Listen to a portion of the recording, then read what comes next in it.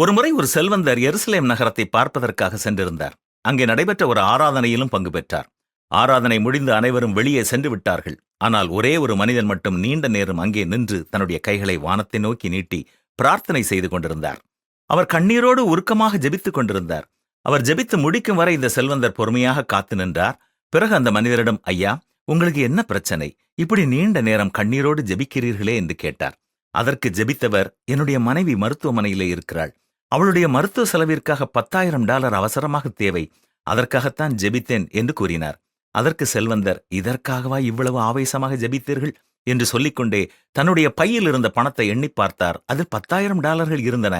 அதை வேதனையோடு ஜெபித்துக் கொண்டிருந்த அந்த மனிதன் கரத்திலே கொடுத்தார். பணம் கொடுத்தவருக்கு கூட நன்றி சொல்லாமல் உடனடியாக அவர் கரங்களை உயர்த்தி கடவுளுக்கு நன்றி சொன்னார்.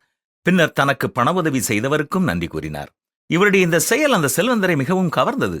உடனே தன்னுடைய பையில் இருந்த தன்னுடைய முகவரி அச்சிட்ட அட்டையை கொடுத்து, நீங்கள் எப்பொழுது வேண்டுமானாலும் எந்த அளவு பணம் தேவை என்றாலும் என்னோடு தொடர்பு கொள்ளுங்கள், உங்களுக்கு கிடைக்கும் என்று கூறினார். ஆனால் அந்த மனிதனோ, எனக்கு பணம் தேவைப்படும் பொழுது அல்லது வேறு ஏதாவது தேவை ஏற்படும் பொழுது நான் உங்களை அழைக்க மாட்டேன், உங்களை அனுப்பியவரைத்தான் நான் எப்பொழுதும் அழைப்பேன் என்றார். இந்த பதில் செல்வந்தருக்கும் ஒரு பெரிய படிப்பினையாக அமைந்தது. இந்த சம்பவத்திலிருந்து நாம் கற்றுக்கொள்ளக்கூடிய சத்தியம், நமக்கு உதவி செய்யும் எந்த ஒரு மனிதனையும் நாம் கடவுளாக்கிவிடக்கூடாது. அனைத்தையும் படைத்து காத்து பராமரித்து வரும் கர்த்தரை உறுதியாக பற்றிக் கொள்ளுங்கள். கர்த்தர் நல்லவர் என்பதை ருசித்து பாருங்கள். அவர் மேல் நம்பிக்கையாயிருக்கிற மனுஷன் பாக்கியவான் என்றுதான் பரிசுத்த வேதம் நமக்கு கற்றுத்தருகிறது. இன்று நமது தேவை எதுவாக இருந்தாலும் கர்த்தரை நம்பி அவரை நோக்கி கூப்பிடுவோமா?